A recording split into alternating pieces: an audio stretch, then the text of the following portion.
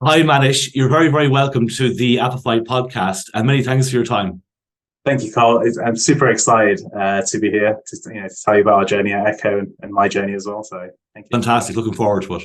So, Manish, would you like to tell us all about your background and your experiences up to the point where you got involved with Ekko? Yes, absolutely. So my background for circa 10 to 12 years has been in retail banking. From your Lloyd's Bank, Metro Bank. I also, for a short period, worked at other digital fintech startups as well. And that journey led me to meet some of the founders and start Ekko. Okay, so do you want to tell us about that phase in your life where the inspiration came from, where the concept came from, and where the determination to take it to the next step came from? Yeah, absolutely. So it's actually an interesting one. It started off in a place where most of the great ideas start, and that was in a pub. So it was just we had all met through our previous employments and jobs and whatnot. But we were in a pub and we were talking about some of the key global issues at the moment, which climate change is right at the top of that. It was then and it still is now. If not, it's even higher. And we all come from a banking background, retail banking background, and so we put our heads together to kind of say how can we use the power of banking, because it's a behavior you don't have to go and teach someone how to do. I don't have to go to someone and say this is how you pull out a card and pay for something. You know that, you do that subconsciously. So how do we get that behavior to drive a positive change for the environment? And that's where the birth of Ekko happened. So that's the idea came up then. So actually, what we can do is we can make all the customers aware of the carbon impact, because no one knows what that is. The word carbon is used and thrown around, but no one really understands that. What does it mean to them personally? And actually we can enable them to drive a positive change through the behavior, through the transactional behavior, without having to ask them to do a huge change. And you'd have to go out and pay any extra money for like planting trees or something. You have to go planting trees yourself. You don't have to rescue ocean plastic from the ocean yourself either. So it's really enabling. The whole purpose of it was to enable customers to do good for the environment without having to do anything different on their side. Excellent, and perfect segue to the next question. I understand what Ekko is and what it does, but for our audience, do you want to tell us what Ekko is and what it does on the user side, and then what the benefits are to some of the things that you've mentioned in terms of the environment? Yeah. So Ekko is Ekko's an app and a debit card. Right on the debit card, it's going to show you. So it's I don't know if you can see that. So it's a good vibes card there. It's so what we are is you can have an Ekko account, and once you have an Ekko account, you have one of these cards which you can use globally wherever MasterCard is accepted. And what that does is through the app, every transaction that you make, you are able to see the carbon footprint of that transaction. So you know that you can see your impact on the environment immediately.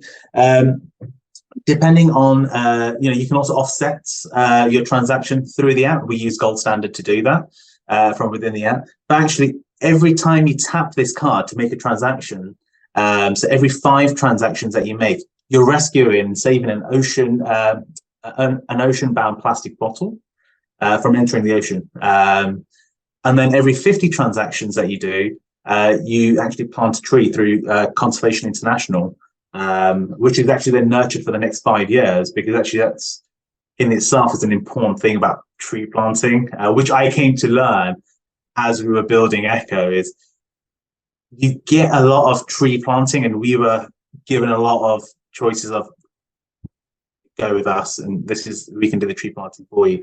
But actually what's really important is when you do tree planting, if it doesn't turn into an adult tree, it makes no difference. It makes no impact for the environment. There is, you've just gone through the effort of planting a tree. So what we do, we plant it through Conservation International, part of the Process Planet Coalition, MasterCard, basically nurtured for 5 years. After 5 years, it's then an adult tree, and it will then generate a bigger impact for the environment.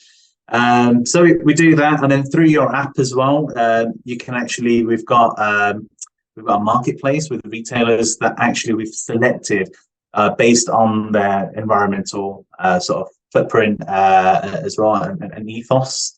So that's the app. It's very much your day-to-day banking app, but actually everything around it powers sustainability and positive environmental impact for you individually. You can track all of that within your app. You can see how many bottles you've collected. You can see how many trees you've collected. How many trees you've planted, and what is your carbon footprint on your transaction. So it is very much all about you and your impact and your contribution to the environment. I think that's wonderful, and I'm quite sure that anybody listening will think that's wonderful as well. I'm quite sure, even though conceptually that sounds reasonably straightforward, the actual execution must have been much more difficult and complex.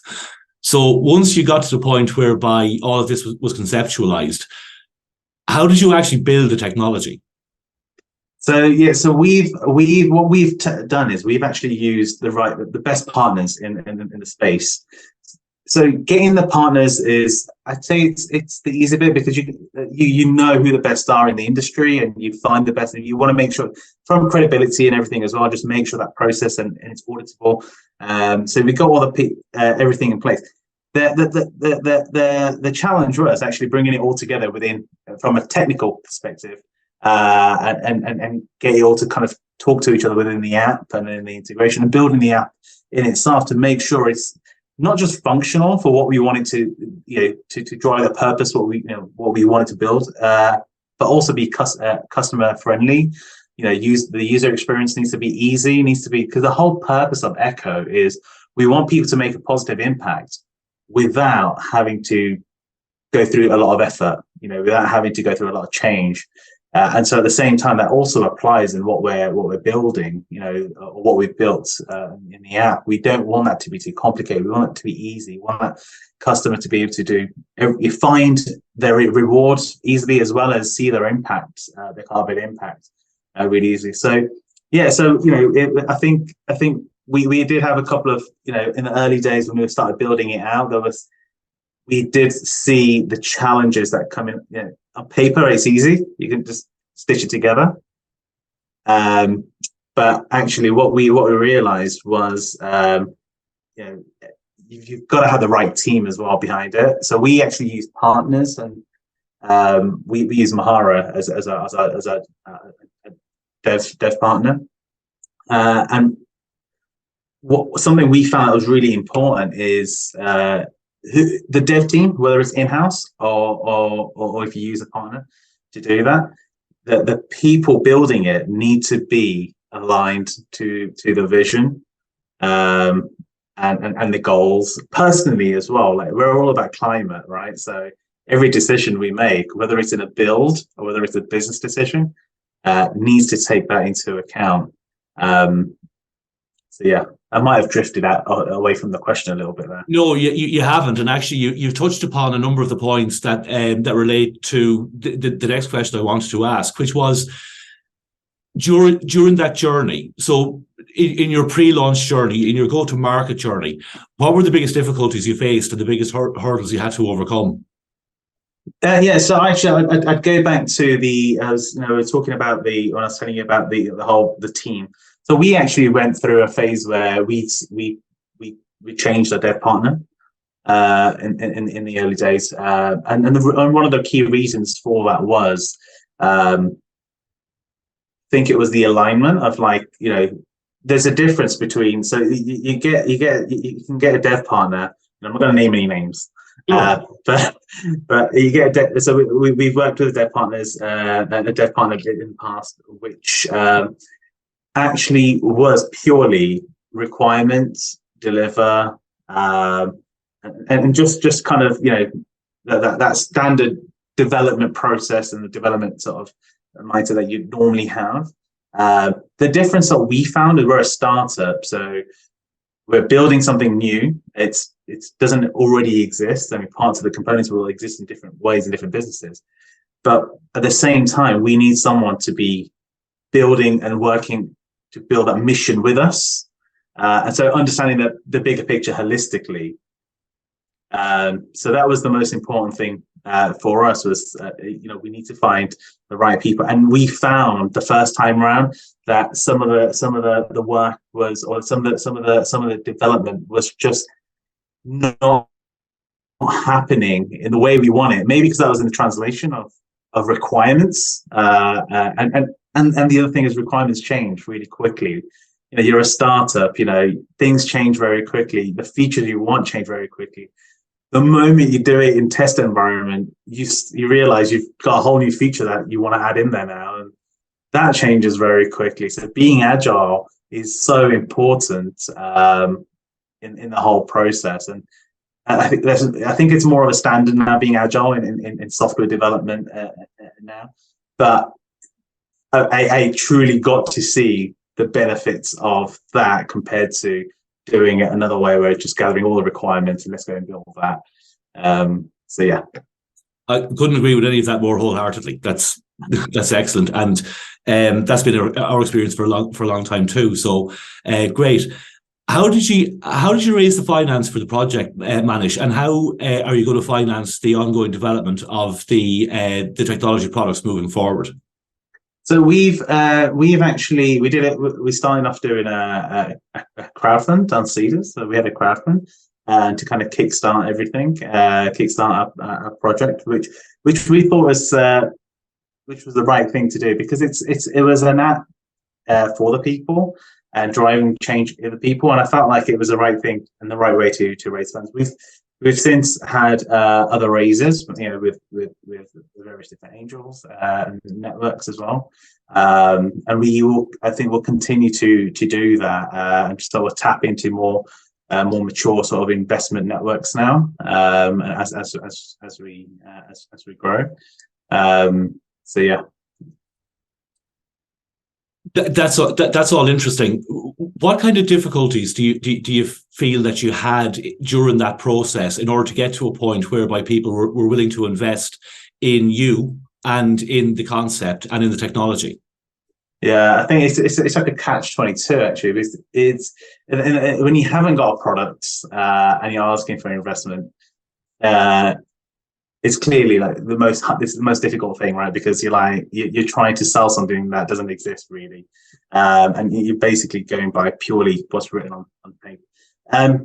We found a lot of challenges at the time because there was in the early round, it's all about, we don't have the product's not live, the product's not completely finished, it's not built, and we're asking customers, people, investors to kind of invest in us.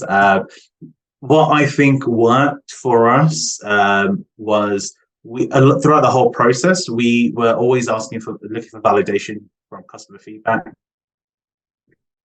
from people, real people out there. So, and we used a lot of that to build out our proposition, the idea, the concept, and we took that in front of investors, the people, and just put it out there really, and just show them the future. It's just basically that the whole thing it was hard work. It's not easy. It might sound easy now, actually, just put it on paper and show it to them and you'll get money. It's not that easy, but it's actually bringing it to life in other ways, other than having the physical app running and with customers.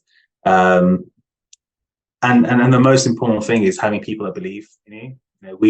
We've worked very closely, with MasterCard, for example, and they and just that validation from them gives us the confidence to, we've got the right thing here, we're on the right path, and we've got the right product. So we had the right people around us.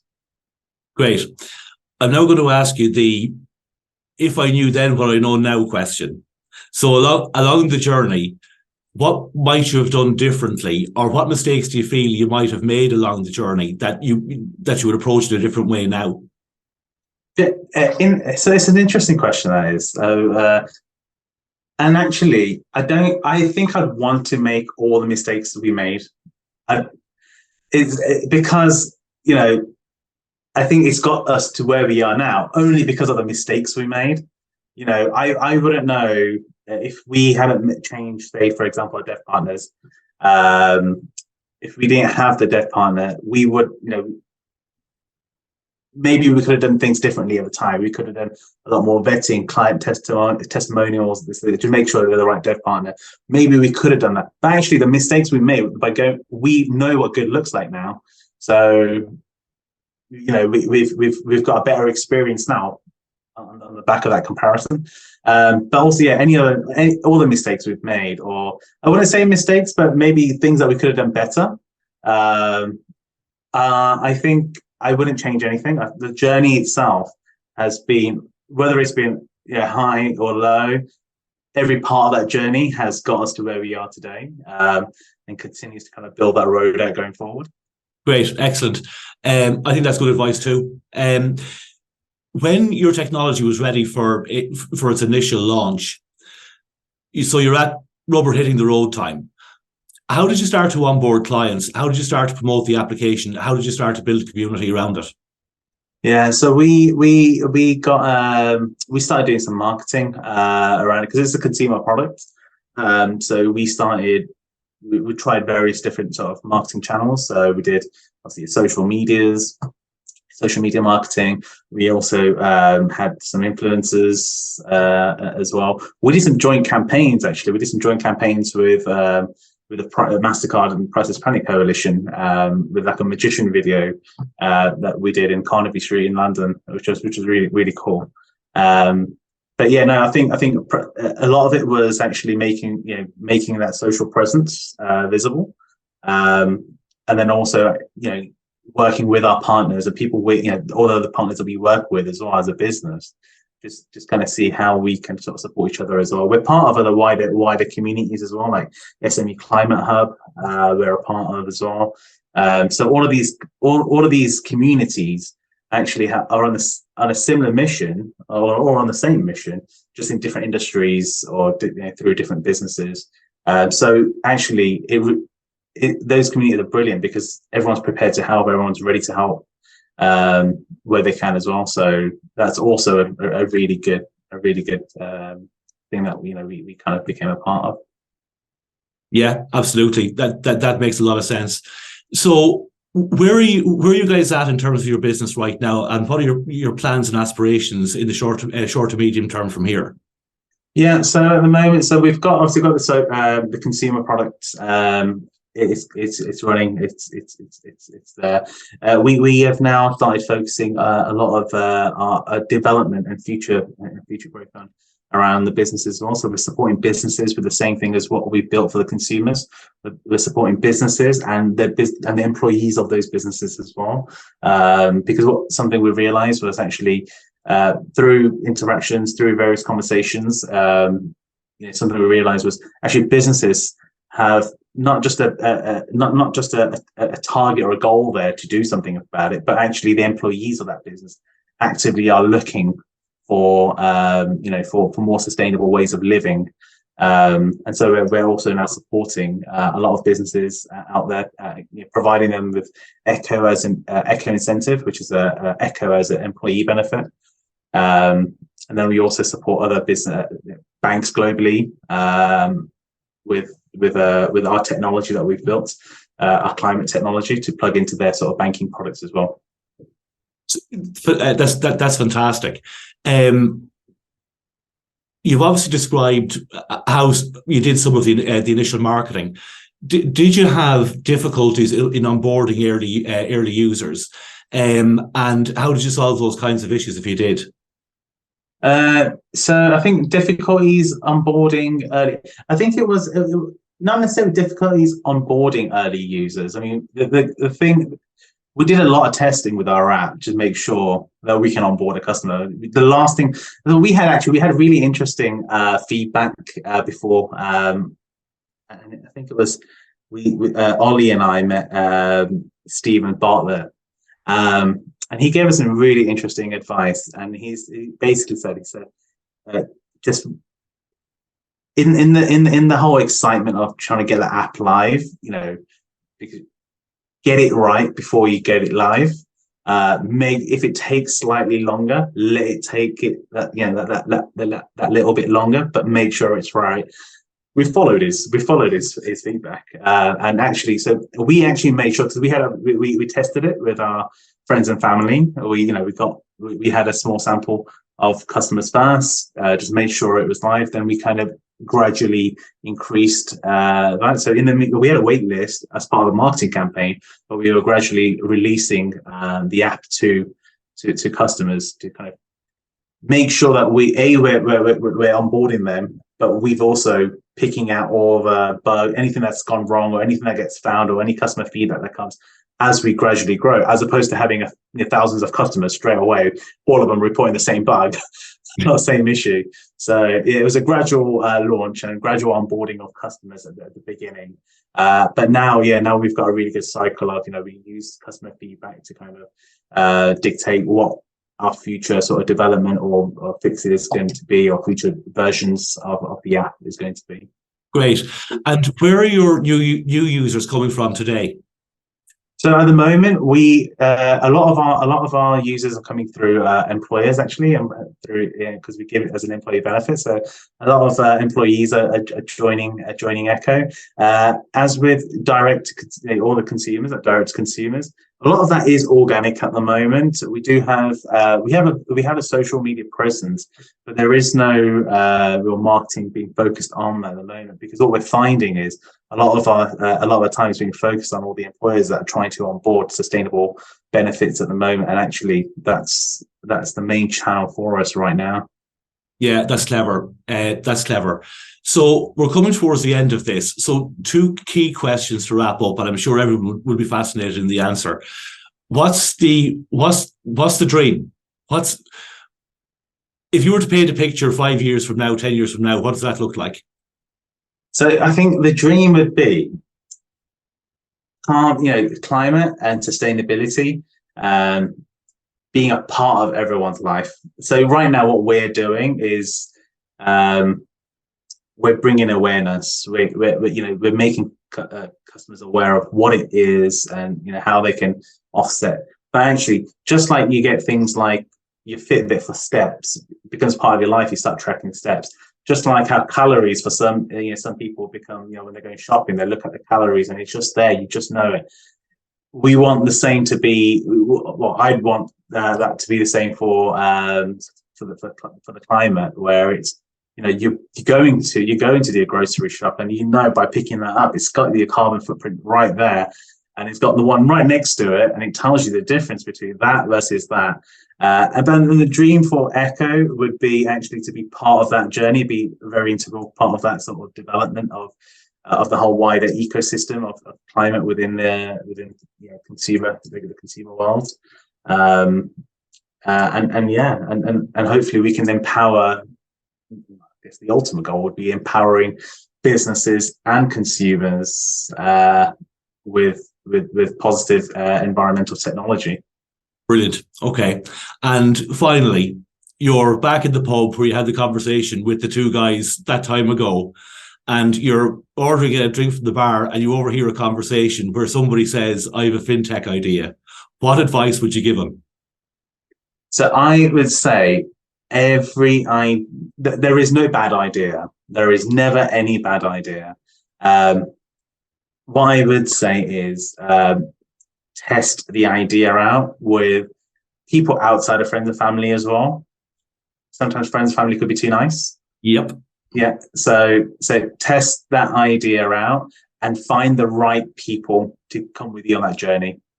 If you have the right, just find the right people to go through that journey with. I think it's an exciting journey. It's a really exciting journey. My journey's been exciting. Even the lows, you can look back at it and you're like, wow, we did that. We got through that phase.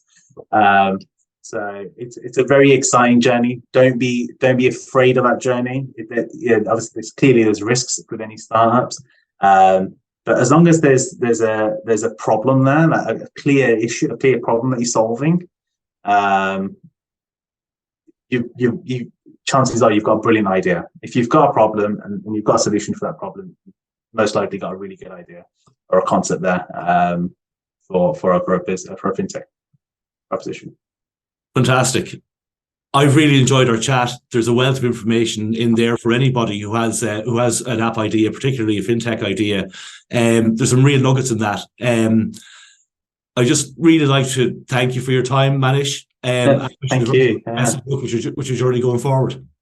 Yeah, no, thank you for having me. It was actually quite nice reminiscing my journey, or the journey of Ekko as well. So it's been nice. It was nice to chat to you as well. So thanks for having me. Thanks. So thank you for watching and listening to the Appify podcast. Feel free to like, share, or comment below. And certainly if you have any suggestions as to what you'd like us to discuss in the future, drop that into the comments too.